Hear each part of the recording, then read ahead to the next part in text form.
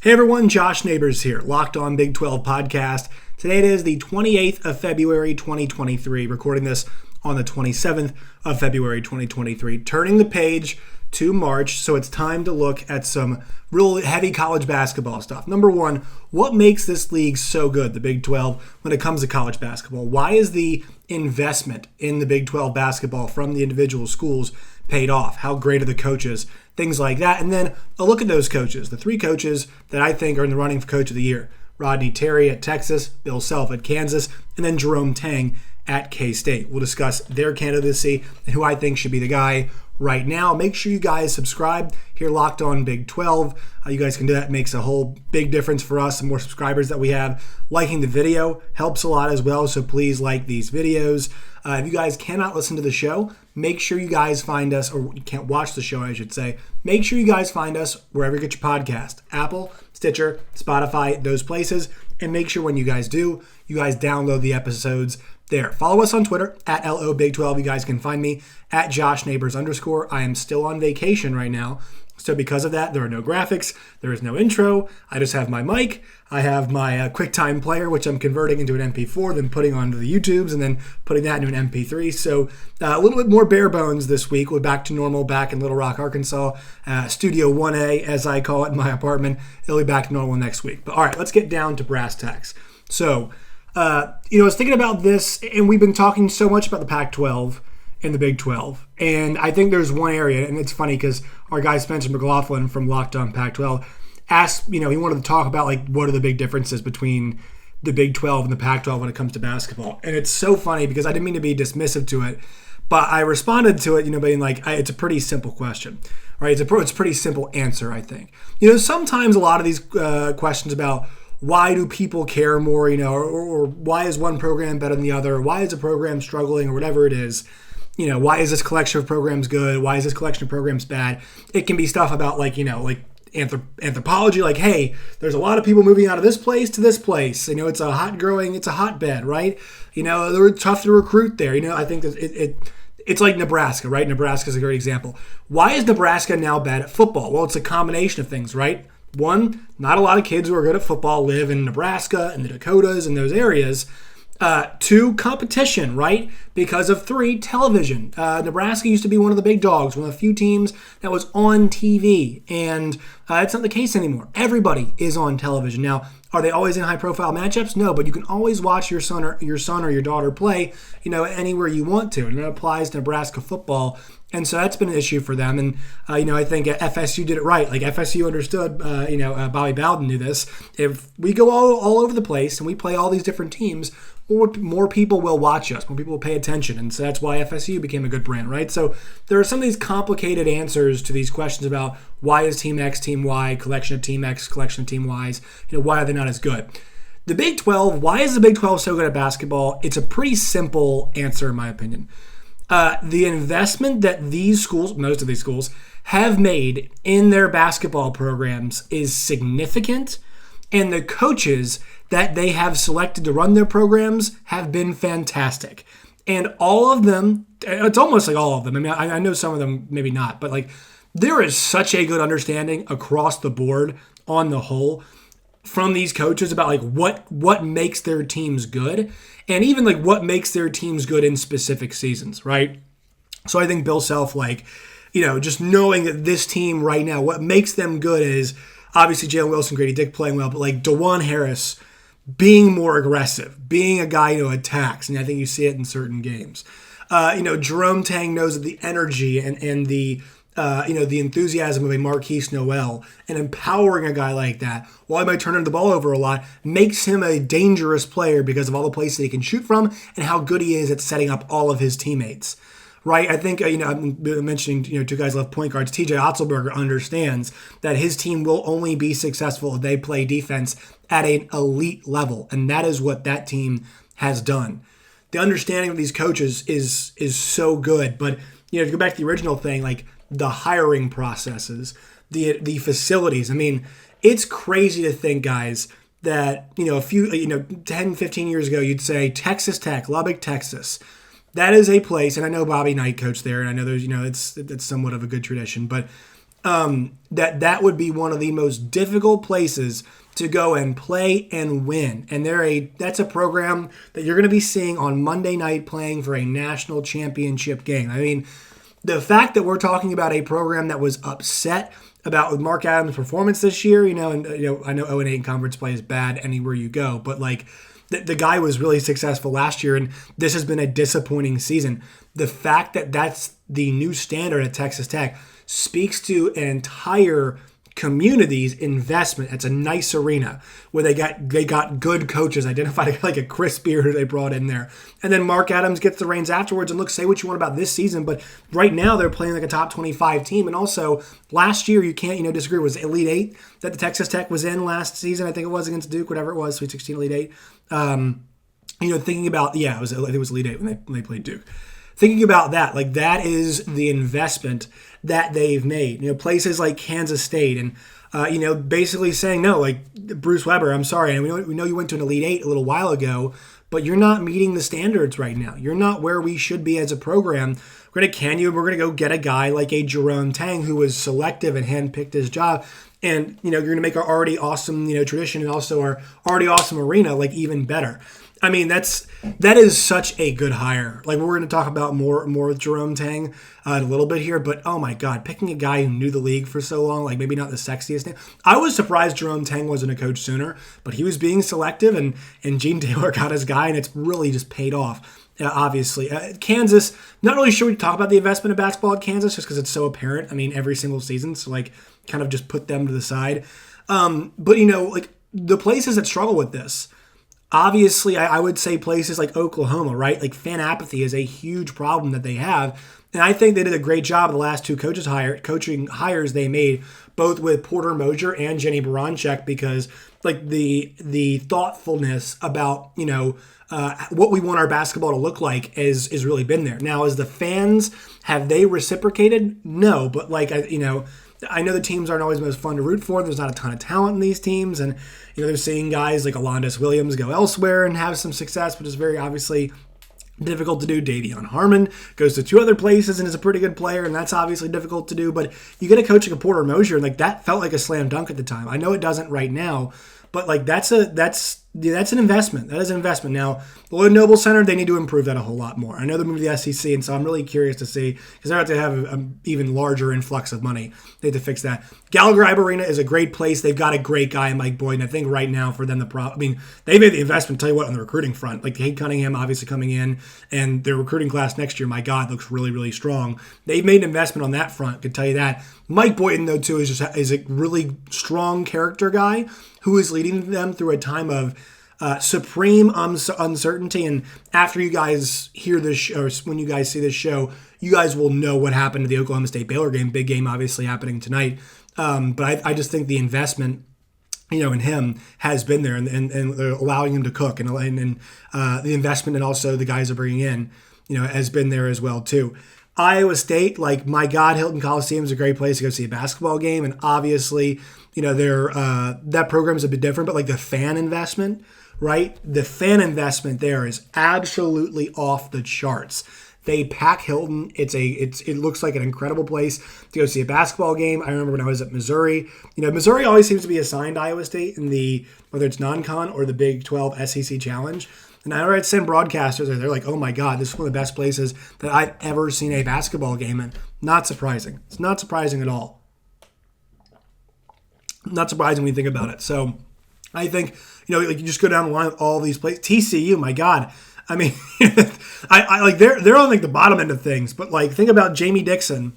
You pry that kind of guy away from a place like Pitt to come home, and people can correct me if I'm wrong, but I can't think about TCU basketball tradition. But the fact they're about to stack two teams back to back, I said this a bunch during the season. They got screwed against Arizona last year, but they could have beaten that one seed. They could have beaten the one seed last year, the Arizona Wildcats. And that was an awesome Arizona team.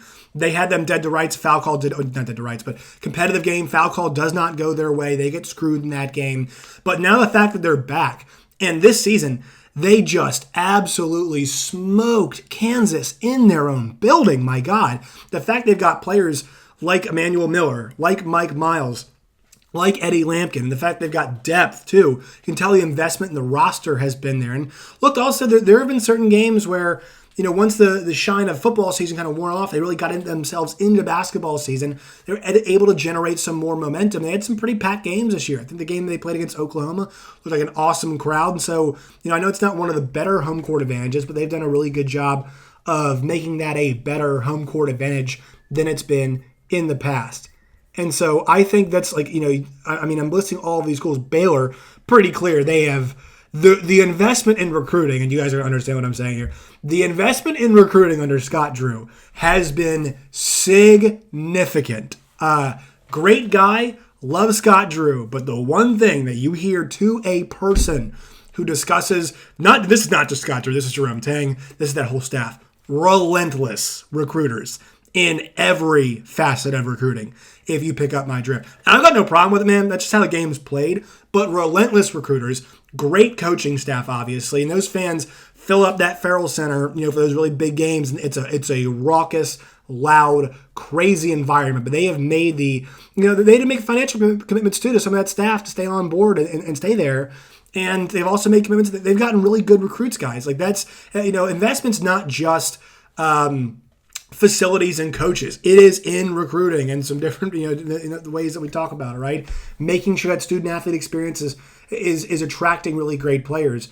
That's all of this that's there. I mean, Texas just built their new arena. I'm not sure I need to speak any more about that. And they hired Chris Beard. They paid him a massive bag to pull him away from a school that he took to a national championship. It's in a power conference. It's a really good program. It's becoming, an even better program, talking about Texas Tech. So, I think that's kind of all that needs to be said there. Just everywhere, this is the difference. This is the difference. The investment, whether it is recruiting, and I know I'm missing some. I mentioned Iowa State, Oklahoma State, Texas. Yeah, West Virginia. They got the Hall of Famer, right? They got the Hall of Famer Bob Huggins, who's coaching, and his approach is a bit different. He is so good at finding guys that just want to work their asses off for him. Like all those players just take a bullet for him. There's a reason why Oscar Tshiebwe just couldn't play for him, man. I mean, it's just he's a demanding guy. And you see guys like Deuce McBride go to the NBA and they're playing really well. And those are two guys, that Javon Carter and Deuce McBride. I can promise you this, the work they put in college of just being pestering, 35, 40-minute a game players, you see it coming out. There are times where I see Deuce McBride late in Knicks games. He's playing out there. He's an important part of the team. I mean, Javon Carter is a pesky defender who's going to be able to hang around the NBA for a long time because of that, because of the cardio that he has, just the ability to be a solid player, a solid defender. They have got all of these guys that want to play for him. And, I think the investment in West Virginia basketball, that really comes down to, and I know, it's been fading as of late, West Virginia, this year they're right back in the tournament mix, obviously, this season. But Bob Huggins is a Hall of Famer, man, and he is so good at finding guys to come play for him. And I thought that Deuce McBride team with Derek Culver should have gone further, but they just didn't go as far. It's coming towards the end, but still, he's a Hall of Famer, right? And he's at West Virginia right now, so obviously that shows the investment. And that really does get us to the coaching. That gets us to the coaching part of this. There's not a bad coach in this league. You might want to can your coach, OU fans, or you might want him to go to Notre Dame. But we can't argue with the tournament results of one Porter Mosher with the quality of athlete, quality of player that he had at a place like Loyola Chicago. That cannot be overstated how good he was. West Virginia, Bob Huggins, Hall of Famer. Not sure if he's Hall of Fame caliber anymore, but still, Hall of Famer. Texas Tech, Mark Adams waited his turn, and guys, the results last year were very, very strong. And people speak about Mark Adams. They have a lot of reverence for the kind of coach that he is. And I know this season has not been great, but at 16-13, 5-11 in the league, still have a chance, still have a shot. It feels like they're not out of this thing just yet. And the fact that this team has felt like it's been maybe a bit of a talent gap, the fact that they've got guys like Tyson and Harmon and Amac, all these guys together, and Pop Isaacs too, they feel like a team that's got a lot more, no pun intended, pop than they did earlier in the season. And Kevin O'Banner, can't forget him. They've got a bunch of decent players. This is not a horrible basketball team. I mentioned talent gap earlier. That appeared that way. That talent gap has been somewhat erased here as of late. And a lot of that, I think, is due to the coaching and the buy-in that he's gotten. Mike Boyden talked about that. Awful situation, still dealing with scholarship limits, having to deal with the NCAA screwing them a couple years in the middle of the season. There is no better human being / coach. Kind of he straddles that great line. Is he the best coach in the league? No. Hard to find a better human than Mike Boyden. I mean, that guy is awesome, and he's just a loving guy, and he wants to encourage his basketball team. He understands how to give them tough love at times. Maybe the worst roster in the league, but man, do they fight hard. Man, do they know their identity. Rebounding and defense and hitting the occasional three and guys like Caleb Boone being tough. That's their calling card. Jamie Dixon, a really respected coach. He's got this team looking like one of the most horrifying teams in the country. TJ Otzelberger, I know they've fallen off the end the last couple of years, but my God, this team, they lack a lot of scoring punch. And this kind of weird, eclectic group of guys, for them, is another NCAA tournament team, a tournament-bound team. Scott Drew, Hall of Famer. Bill Self, Hall of Famer. Rodney Terry, what a difficult situation he steps into. But even the guy comes off the, not even the main seat in the bench. First opportunity he gets here at Texas and is absolutely coached out of his team. That gets us to the next point about this. So, to put a pin in that, what separates this league from the rest of the leagues, right? It is the coaching. It's the fan investments. You all out there are watching this, and your friends and your family who all love the basketball teams from the schools that you cheer for. It's interesting, though, because I think about like the SEC, right? Like they're still behind on this. They're still, at a point where, we're still, Mike White switching from Florida and goes over to Georgia, and we're still getting guys, from USF, we're trying to figure out, what the, they're still pulling a lot of guys in the mid-majors, have had some decent runs. Like Porter Mosher, really had the pick of the litter, right? He had the pick of the litter in terms of which jobs, that he wanted. And that's kind of where the Big 12 is. Like you're getting guys who want to come and coach in the best league in America. It's kind of what you're getting with this. Let's take a quick word, though, from our sponsors at Built Bar, and then we'll hit on what we're talking about with the 3 coaches in line for Coach of the Year. Today's show brought to you all by Built Bar. Built.com is one place you could go, or you guys could go to Sam's Club. You guys go to Walmart. Walmart's got the 4-pack rather. Sam's Club has the 13-pack. You guys cannot beat that. Go to Sam's Club today or Walmart. They've got different flavors. They're delicious. They're good. They're good for you. Make sure you guys check that out today. Built.com, Walmart, and Sam's Club. All right, so there are 3 coaches battling it out right now for Coach of the Year in the league. That is Kansas. That is Texas. That is Kansas State. That is Bill Self, Rodney Terry, and then Jerome Tang. At this point in time, KU 12-4, up 1 game. Texas 11-5. K-State 10-6. I'm not going to throw Scott Drew in there just because it's been up and down for them, and I feel like the expectations where they are for that group, I shouldn't really be rewarding them. It's funny. I've heard a few people speak on this, and I have heard varied opinions. I have heard some people who think Bill Self, another great job. I've heard people that think Jerome Tang, expectations plus what they've done results-wise should get the nod. I've heard people say Rodney Terry with what he should deal with. And I've heard people kind of almost out and out. I've heard Bill Self dismissed. I've heard Terry dismissed. I haven't heard Jerome Tang dismissed, which kind of leads me to think that he might be the guy that's going to win this award. But the case for Bill Self is this. Bill Self has done a fantastic job this season with a team that's got guys who won the championship last year, but he's always so good at elevating guys to the next level. DeJuan Harris has, at times, elevated his game. Kevin McCullough, too, comes over. He's kind of the one big transfer that they get. Jalen Wilson, though, to me, has always been a guy with a lot of talent. And he has put a lot of work in on parts of his game like three-point shooting. And he's always been a good rebounder.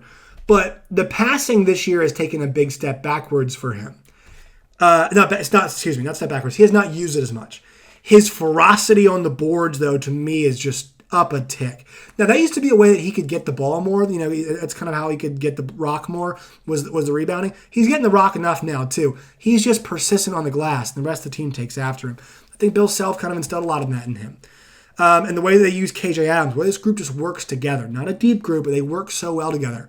To come back from a championship season, be pole position in the toughest league in America, is very difficult. It's not like they're in the AAC, no to disrespect the AAC. But it's not like they're in the easy league. It's not the ACC even, right? It's not an easy league, it's possible league to win in. And he's done a great job this year, and they're in prime position to win this thing. And he does deserve, just because he's won the award a lot does not mean he shouldn't be considered. Rodney Terry, I think at 22-7, 11-5 in the league, people are thinking, well, how much credit does he get? It's a really good basketball team. But the more and more I watch this team, they're talented, yes. They might not be as talented as I thought they were going to be, or as I thought they were maybe.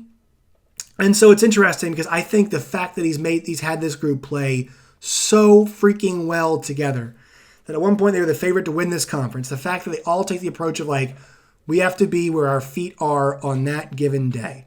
I thought that stretch of games they played against Kansas and Kansas State was fantastic.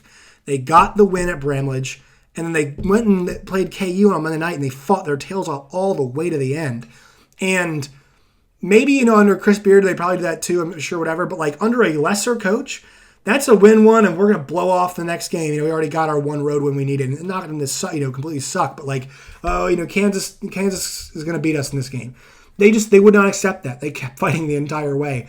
This team's got a lot of fight. I didn't think they lost any fight in that game against Baylor. They just were not the better team in that game, but they have been so good. They have made home court an absolute fortress for them this season. It's been a place that they have, I think it was the home game against K-State they lost. And then Illinois, I forgot that was a neutral site game. Yeah, Jimmy V Classic, they lost that game.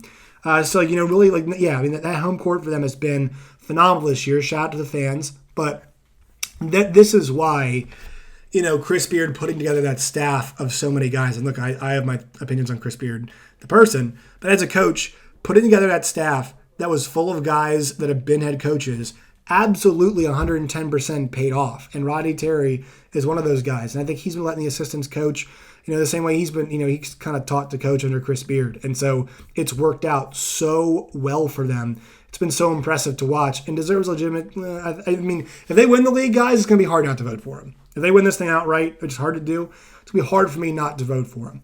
Jerome Tang's the other one. They're not going to win this league at this point in time, or it feels like, and they could get a share of it. I don't think that's going to happen. But the roster, coming into the season, a lot of question marks. Noel is a little ball of fire. He's empowered him, as I mentioned earlier. Keontae Johnson, they had no idea what they're going to get from him. They've ridden that guy all season long, and he has been an absolute horse for them this year. And for him to have the highs and lows of the Big 12 season, to manage it so well, to be kind of a champion for Kansas State basketball through all of it, to kind of change some of the cultural things about it, to finally pick that job is just he's a rock star. He is really a rock star and deserves a ton of consideration. I think he's going to win this award because of what people expected from K-State and actually what we got. Because they're a bona fide top 12 team. They're a bona fide top 12 team. I think we've been seeing it enough now to understand this team should be a top 5 team. All of those guys are worthy. I think Tang is in the conversation for National Coach of the Year. I wouldn't be surprised, if we see him get that award, especially with how good they've been. I think Rodney Terry should be in that conversation. I don't think Bill Self will because nobody's going to hand Bill Self that. I think when I think of National Coach of the Year this year, I think Matt Painter at Purdue. I think Nate Oates at Alabama. Now, I think that might get a little tweak into that because of how good he's been. I think our old friend Shaka Smart deserves some consideration over at Marquette. It's top 10 team. And they're going to, looks like right now they got the inside track to win the Big East, which has as good of a top of the league as any other conference in America, even the Big 12. They're top 4. I'm not sure it's as good as the Big 12's top 4, but it's up there, man. You talk about a Creighton, you talk about a Marquette, you talk about Providence, you talk about Xavier, up top, talk about UConn. They got a lot of really good schools up there up top. Don't think it's as good as ours in the Big 12, but I think we have to consider that one as a really good league, and he's been fantastic. So I would throw Jerome Tang right there in that mix. Rodney Terry wins this thing, guys. If he pulls it out in this last week, I don't think it's likely, but I think we actually have to consider him for Big 12 Coach of the Year. All right, that will do it for today's show. Or not Big 12 Coach of the Year, National Coach of the Year. That will do it for today's show. Make sure you follow us on Twitter at LOBig12. You guys can find me at JoshNeighbors_. As always, like the video, subscribe to the channel as well. Till next time, my friends, stay safe.